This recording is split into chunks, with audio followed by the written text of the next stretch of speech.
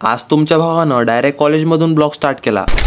राम राम मंडळी. हा होय पाण्याचा महिना, पण इथं पावसाळा कमी आणि ऊनच जास्त आहे. बाकी सगळे काम एका इकडे आणि आपल्या मित्र इले ब्लॉग मध्ये घेणं हे काम एका इकडे. थोड्याच वेळानं भाई लोक कॉलेजमध्ये जायसाठी बेल वाजली. म्या म्हटलं चला म्हटलं आपण वर्गात जो म्हटलं डायरेक्ट शैलेश भूचा व्हिडिओ काढून घेऊ म्हटलं. एका घंट्याचा लेक्चर खतम करून आम्हाला झाली रे भाई लोक एका घंट्याची सुट्टी. एका घंट्याची म्हणजे अर्ध्या घंट्याची असते आम्हाला. आमचा एक मित्र असा आहे का जो एकटा एकटा बालाजीचे पाकिट खात असते. आज शैलेश भाऊ म्हणे मी आज तो या ब्लॉग मध्ये येत म्हणे, मी आज गोपीच्या ब्लॉग मध्ये येतो म्हणे. म्या म्हटलं चला म्हटलं मग शाळेत जाऊ म्हटलं ह्या गोष्टीवर. आपण करम करायला जातून कांडसून जाते. वर्गात आल्याबरोबर पहिले पियुष भूचं मॅटर चालू झालं. म्या म्हटलं घाल तेले म्हटलं भोगात. आता आपण गणपती बाप्पाची आरती करायला जाऊ म्हटलं आपल्या शाळेतल्या. पब्लिक जिले जिले माहित नसन आमच्या पण कॉलेजमध्ये गणपती बसत असते, म्हणजे गणपती बाप्पा मोरया. गणपती बाप्पाची आरती झाल्याबरोबर गोपीले म्या आणून सोडलो डायरेक्ट डेपोत. म्या म्हटलं गोपी तू आता डेपोत जाय म्हटलं, मी आता म्हटलं आता घरी गाडी घेऊन. सगळे डेपो एका इकडे ना आपला चांदूरचा डेपो एका इकडे. म्या म्हटलं चला म्हटलं शिवराज भाऊ आता गोपीले सोडला, आपण पण घरी चालू जाऊ म्हटलं गाडी घेऊन. 320च्या स्पीडनं निघालो रे भैलोग आम्ही विष्णुराव गावात जायसाठी. पब्लिक तुम्ही जर लय दिवसापासून ट्रेन नसन पाहिली तर आपल्या व्हिडिओत तुम्ही ट्रेनची एंट्री पण पाहून घ्या. हे पाहून घ्या कशी शान मध्ये ट्रेनची एंट्री होते, एकदम 60 डबे. म्या म्हटलं लय दिवसानंतर आपल्याला ब्लॉग साठी कंटेंट सापडला. जसं ट्रेनचं फाटं उघडलं आपण निघालो रे भैलो 120च्या स्पीडनं डायरेक्ट घरी जायसाठी. थोड्याच वेळानं आपण घरी पोहोचलो. मित्रांनो आजचा ब्लॉग कसा वाटला कमेंट करून सांगा.